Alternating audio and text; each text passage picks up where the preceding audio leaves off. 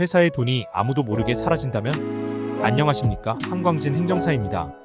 한 장례식장에서 근무하던 격리 직원 홍길동 씨가 8년 동안 무려 23억 원을 빼돌린 혐의로 기소되었습니다.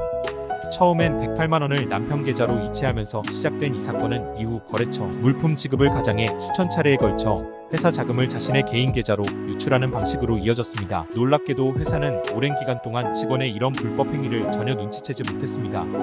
이 사건은 기업 운영에 있어 중요한 교훈을 주고 있습니다.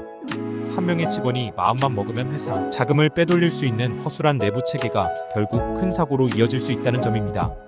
회사가 망하는 이유?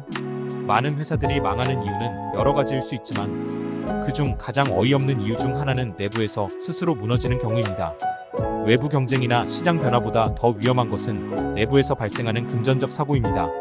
만약 직원의 횡령이나 자산 유용이 오랫동안 감지되지 않고 방치된다면 아무리 건실한 기업이라도 지속 가능한 운영이 어려워집니다. 실제로 내부 자금이 새어나가면서 기업은 서서히 그리고 조용히 무너져가게 됩니다. 내부 규정이 중요한 이유. 이러한 사고를 예방하기 위한 첫걸음은 내부 규정, 즉 사규의 마련입니다. 내부 규정은 단순한 형식적인 절차가 아닌 회사의 자산을 보호하고 투명한 운영을 보장하는 중요한 방패막이 됩니다. 많은 기업들이 직원의 횡령 사고를 예방하기 위해 사규를 작성하고 이를 시행하고 있습니다. 대표적인 사례는 내부 통제를 강화하는 것에서 시작됩니다. 예를 들어 S사는 직원의 횡령 사건 이후 정기적인 자산 감사 및 회계 감사 절차를 대폭 강화하고 이를 사규에 명문화했습니다. 분기별로 각 부서는 자산 목록과 회계 내역을 정리하고 감사 부서는 이를 검토하도록 규정했습니다. 감사 결과는 경영진에게 보고되며 문제가 발견될 경우 즉각적인 시정 조치가 명령될 수 있도록 절차가 마련되었습니다. 또한 B사는 여러 매장을 운영하는 기업으로 자산 관리와 회계 투명성에 중점을 둔 사례입니다. 모든 매장은 분기별로 재고 조사 및 자산 관리를 실시하고 그 결과를 본사에 보고하도록 규정하고 있습니다.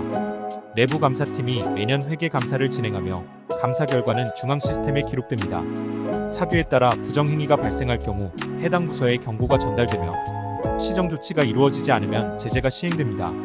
사규는 선택이 아니라 필수. 이처럼 사규는 단순한 형식적 규정이 아니라 기업의 생명줄을 지키는 중요한 전략입니다. 사규가 잘 갖춰진 기업은 예상치 못한 사고에 강하게 대응할 수 있습니다.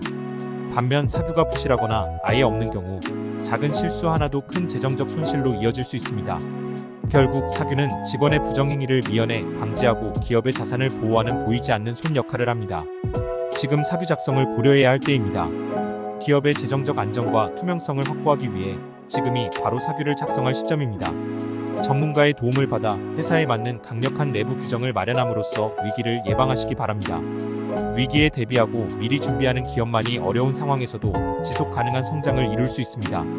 지금까지 경청해주셔서 감사합니다.